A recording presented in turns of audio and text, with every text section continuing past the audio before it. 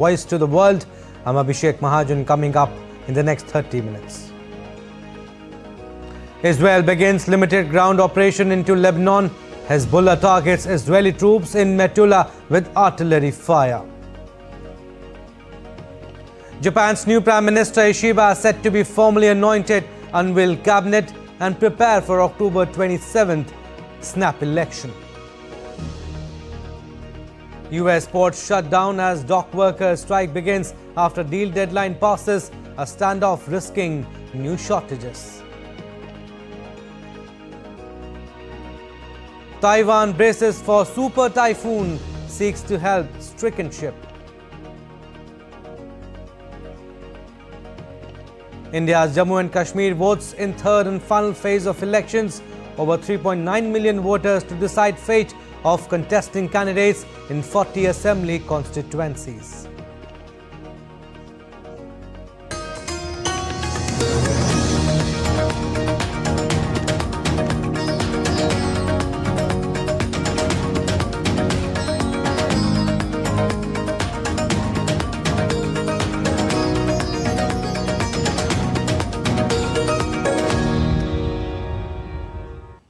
All right, updates from Israel-Hezbollah conflict first. The terror group targeted Israeli troops across the border on Tuesday. The terror group in a statement said that it had targeted Israeli troops across the border in Metula with artillery fire.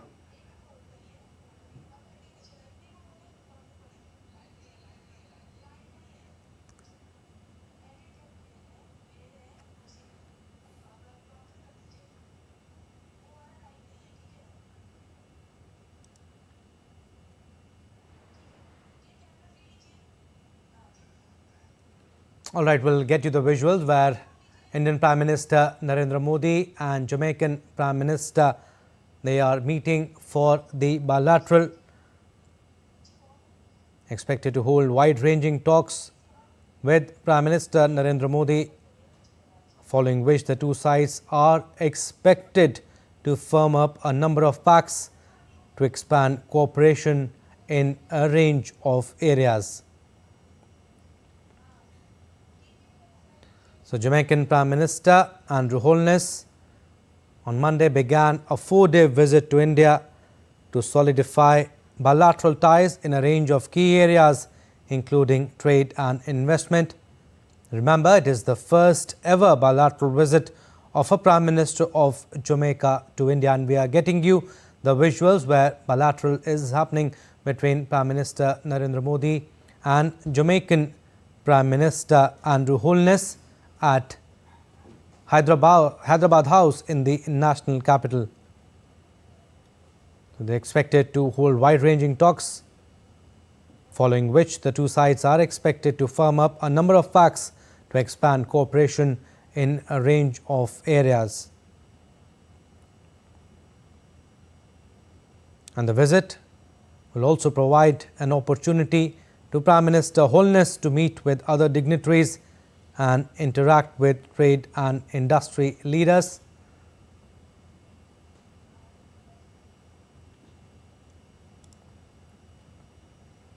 So the visit also reflects India's broader outreach to the Caribbean community, of which Jamaica is a key member.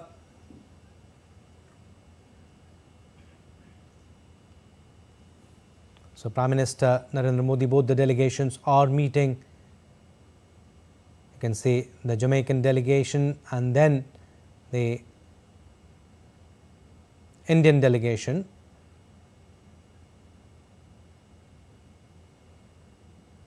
So in a significant diplomatic event, Jamaican Prime Minister Andrew Holness, he arrived in New Delhi on his first official visit to India, started on September 30th, that is yesterday, to October 3rd, 2024. And this marks the first ever bilateral visit of a Jamaican Prime Minister to India and represents a significant step forward in strengthening ties between the two nations.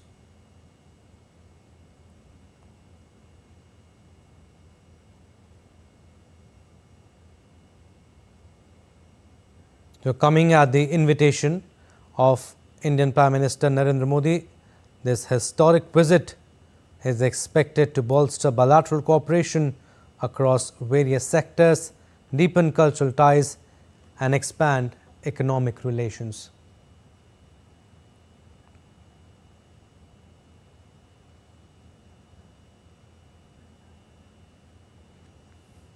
And Prime Minister Holness visit to India for delegation-level talks with Prime Minister Narendra Modi is being viewed as a landmark moment in India's engagement with Jamaica and wider Caribbean region. While the two leaders have previously met on the sidelines of multilateral summits, this official visit is a testament to the growing strategic importance of the relationship between the two countries. So the meeting will set the stage for deeper collaboration in key areas such as trade, investment, technology and cultural exchanges, and several MOUs are also expected to be signed later in the day.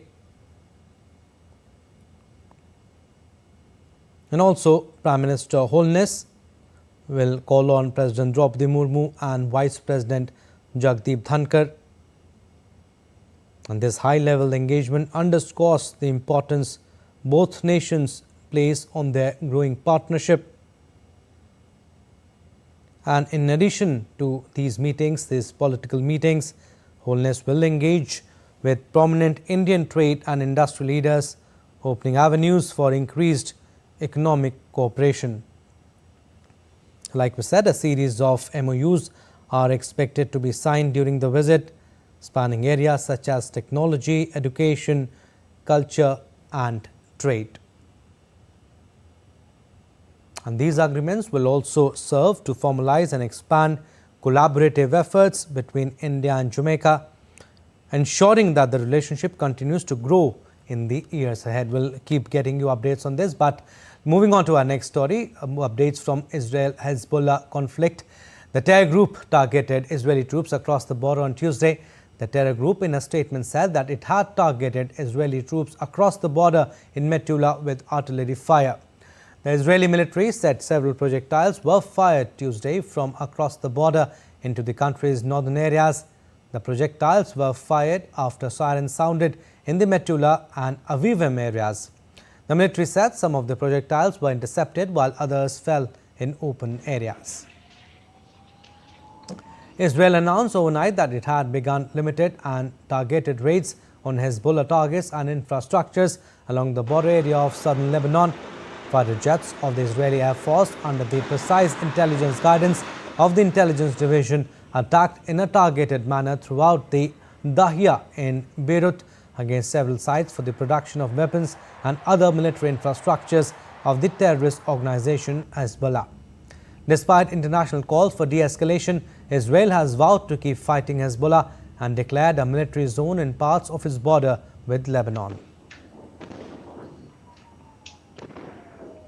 And U.S. Defense Secretary Lloyd Austin on Monday offered support to Israeli Defense Minister Yoav Gallant for dismantling attack infrastructure along the border with Lebanon after Israel launched targeted ground raids on Hezbollah.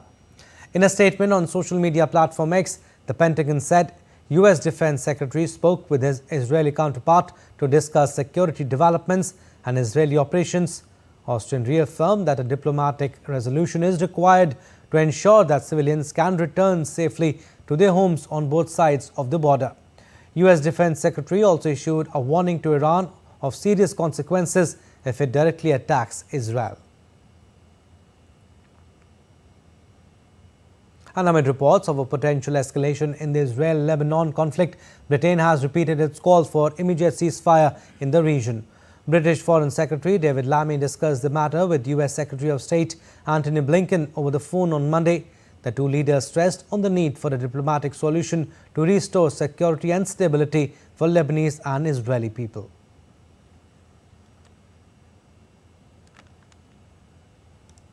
We came together as a G7 of nations and as a Security Council to urge and call for an immediate ceasefire and 21 days in which we can get to a political solution so that Israelis can move back to their homes in northern Israel, so that Lebanese can move back to their homes in southern Lebanon, so that we could see the implementation of Resolution 1701, and so that both these countries can live side by side in peace. And Israel's army on Monday published a video showing forces preparing for the next phases of combat. The army video showed Israeli tanks driving and firing the army's Northern Command commander as well, Major General Ori Gordon, leading a meeting with other officers. Israeli Defense Minister Yoav Gallant told local council heads in northern Israel that the next phase of the conflict along Lebanon's southern border would begin soon and support the aim of bringing home Israelis who have fled Hezbollah rockets during nearly a year of conflict. In another video, a series of explosions were seen near Beirut's airport on Monday. The video published by the Israel's army showed strikes on Hezbollah missile launchers near the airport. At least 2 Israeli strikes hit Beirut's southern suburbs about an hour after the Israeli military had warned residents to evacuate areas near buildings it said contain Hezbollah infrastructure south of the Lebanese capital.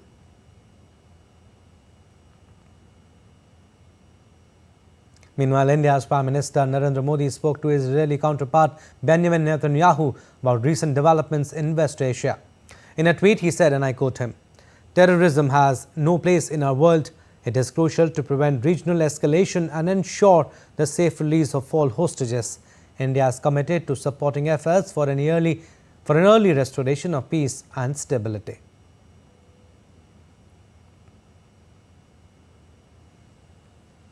And Russian President Vladimir Putin has ordered the conscription of 133,000 new servicemen in Russia's autumn draft. As per a Kremlin decree published on Monday, Moscow will carry out the draft of citizens aged 18 to 30 years who are not in the reserve and are subject to conscription in accordance with the federal law. The head of Russia's conscription office, Vice Admiral Vladimir Simlyansky, said that the terms for the conscript remain the same, that is 12-month service in military units. The draft will start on October 1st and goes until the end of the year. Putin in September ordered the Russian army to be increased by 180,000 troops to 1.5 million active servicemen.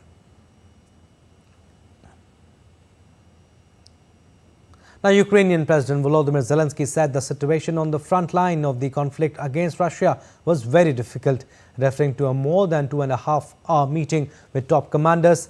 He added Ukraine's forces had to do everything they could over the autumn period. It was the second time in less than a week that Zelensky referred to the need to act quickly in the coming months in terms of military action.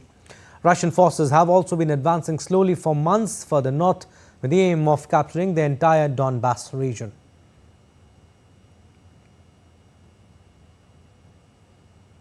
And former Dutch Prime Minister Mark Rutte takes over as NATO boss on Tuesday. At a ceremony at NATO headquarters in Brussels, Rutte will take over as Secretary General from Jens Stoltenberg. He is charged with holding the Western military alliance together with the Russia-Ukraine conflict at a critical moment and a pivotal US presidential election approaching. NATO officials and diplomats expect Rutte to maintain Stoltenberg's priorities at the 32-member alliance, rallying support for Ukraine, pushing NATO countries to spend more on defense and keeping the US engaged in European security. Rutte stepped down as Dutch Premier this year after a record 14 years in the job.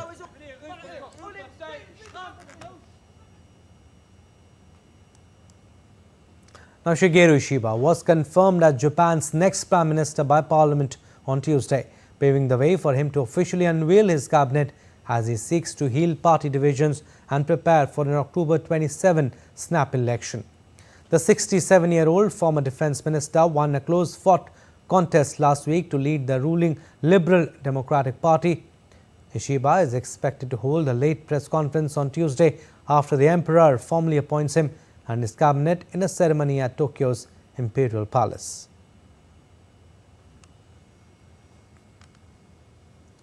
Now, the U.S. vice presidential candidates, Democratic Governor of Minnesota Tim Walz and Republican U.S. Senator of Ohio J.D. Vance, campaigned on Monday.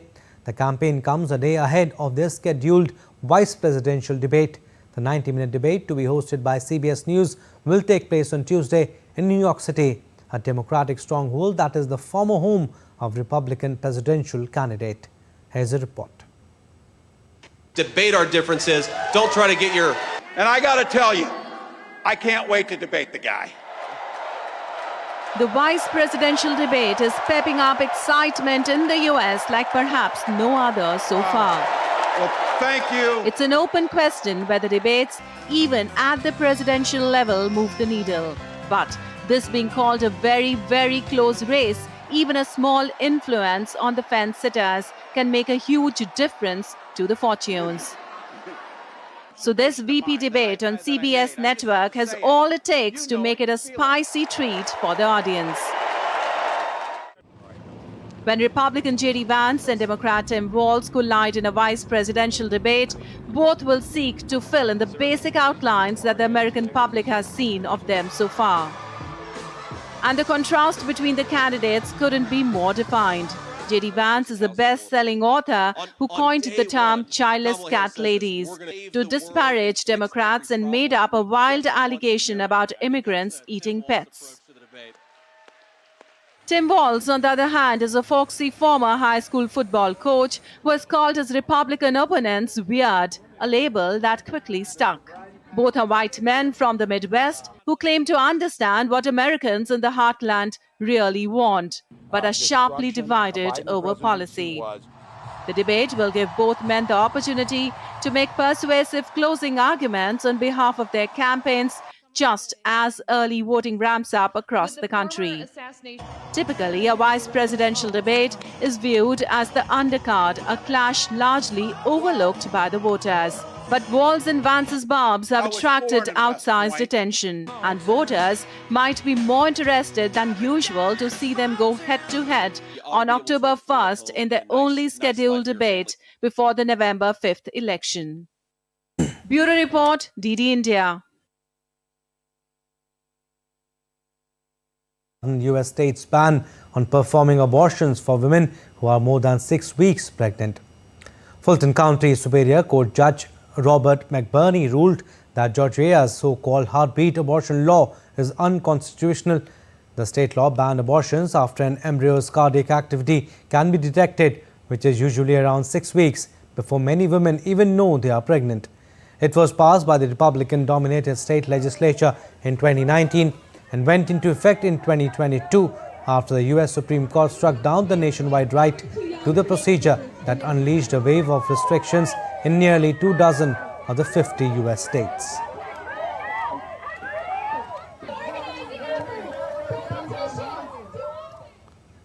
And death toll in Hurricane Helene climbed to 130 on Monday, but the numbers are likely to increase.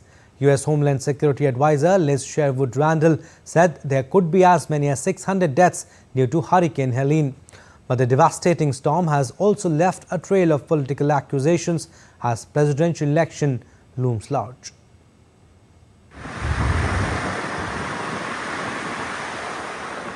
Devastating Hurricane Helene has left a trail of destruction in its wake in at least 5 southeastern states of the U.S. Now, as authorities grapple with a huge task of relief, rescue and rehabilitation, the hurricane has kicked up a political storm. Republican presidential candidate Donald Trump made the relief ops an election issue on Sunday when he said that U.S. President Joe Biden and Vice President Kamala Harris should have been in Washington. Trump accused Biden at a rally in Pennsylvania on Sunday of sleeping instead of dealing with the disaster and said Harris was at fundraisers with the radical left lunatic donors. Biden shot back on Monday. In an Oval Office briefing, he retorted angrily to Trump's allegations. He is lying. Let me get this straight. He's lying. And the governor told him he was lying. The governor told me he was lying. I've spoken to the governor, I spent time with him, and he told me he's lying. I don't know why he does this. And the reason I get so angry about it, I don't care about what he says about me, but I care what he communicates to the people that are in need. He implies that we're not doing everything possible. We are. We are. The race is now to visit the affected areas. In an Oval Office briefing, Biden said he would visit the North Carolina on Wednesday. I'm going to North Carolina on Wednesday, planned now. We're going to be landing in Raleigh for a briefing with the Emergency Operations Center, and I'll then do an aerial tour of Asheville. U.S. Vice President and Democratic presidential candidate Kamala Harris cut short a campaign trip to Nevada to take part in briefings in Washington on response efforts to Hurricane Helene. I plan to be on the ground as soon as possible, but as soon as possible without disrupting any emergency response operations, because that must be the highest priority in the first order of business. Trump visited Valdosta, Georgia on Monday, where major flooding from the storm occurred. Trump said he spoke to billionaire Elon Musk about getting Starlink internet access to areas affected by Hurricane Helene. Georgia and North Carolina are both key states in the tight election being held in just 5 weeks' time. Bureau Report, DD India. All right, still to come on this edition of DD India Live. Leaders of 8 countries speak in favour of India's permanent seat in the United Nations Security Council. To meet growing demand for cloud computing in Southeast Asia, Google plans huge investment in Thailand.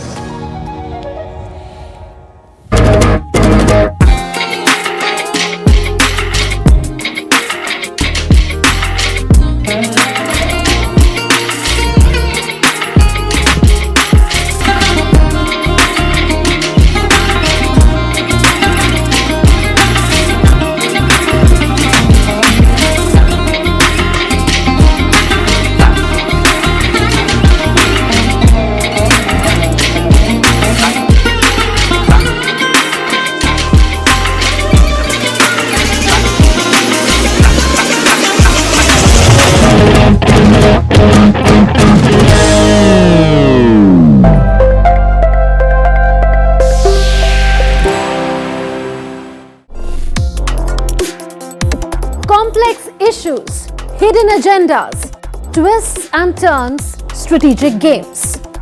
We think all dots are linked, we just need to connect them.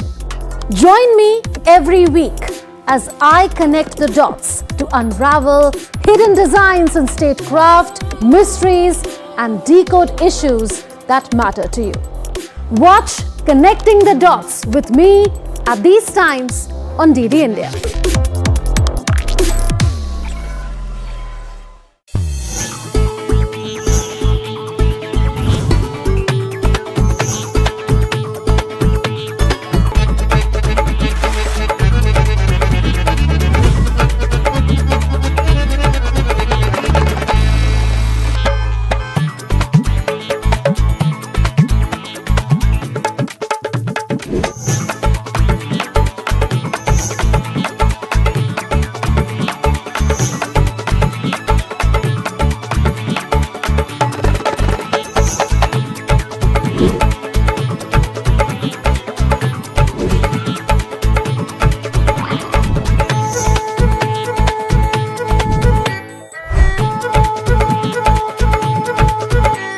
Welcome to Jaipur.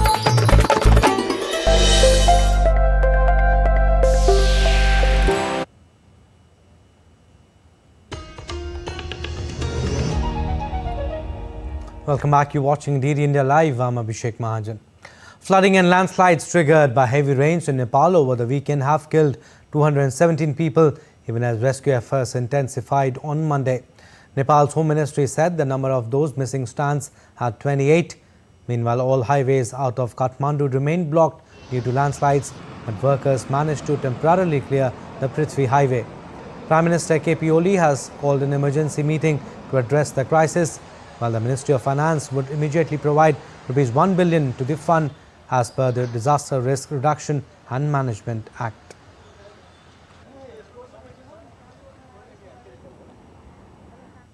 And in India's Bihar, the flood situation in 13 districts of north part of the country remains grim amid the news of more breaches and embankments of the river Bagmati.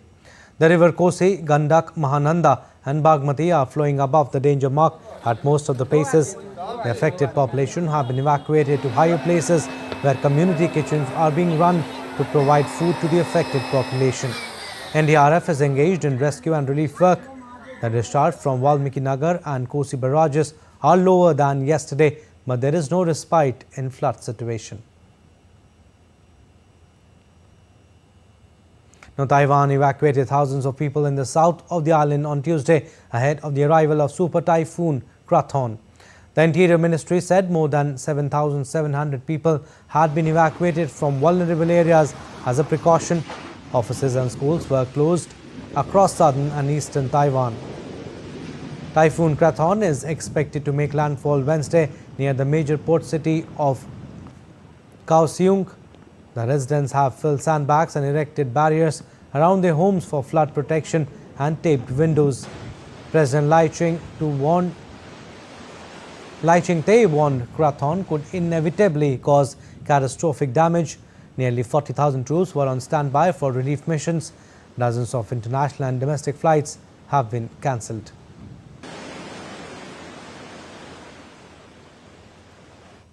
Now, the U.S. Federal Aviation Administration on Monday said SpaceX must investigate why the second stage of its workhorse Falcon 9 rocket malfunctioned after a NASA astronaut mission on Saturday, grounding the rocket for the third time in 3 months. After SpaceX on Saturday launched 2 astronauts to the International Space Station for NASA, the rocket body that had boosted the crew further into space failed to properly relight its engine for its deorbit burn, a routine procedure that discards the booster into the ocean after completing its flight. The astronaut crew carried on to the ISS safely, docking on Sunday as planned. The FAA said there were no injuries or property damage linked to the booster mishap. Crew 9 now aboard the International Space Station and joining Expedition 72. Now, Jammu and Kashmir is voting today for the third and final phase of its assembly elections to decide the electoral fate of contesting candidates. 11.60% voter turnout has been recorded till 9 a.m. amidst high security arrangements to ensure terror-free and peaceful polling. Over 39.18 lakh voters are expected to exercise their franchise at 5,060 polling stations in this crucial phase. Covering 40 assembly segments in Jammu, Udhampur, Samba and Kathua in the Jammu region and Baramulla, Bandipur and Kupwara in North Kashmir. I live in Batidi and my polling station is in Batidi. It's a high school. I have cast my vote in the morning. Just now I am coming from there. The whole of the polling staff is very helpful and I was the second person to cast vote on my polling station and I am satisfied with all the arrangements. I appeal to everybody that they should come and cast their vote for their candidates so that we are a participant to the democratic process of it. The voter turnout was robust in earlier phases with 61.38% participation recorded in the first phase on September 18 and 57.31% in the second phase on September 26, while counting of votes will be held on October 8.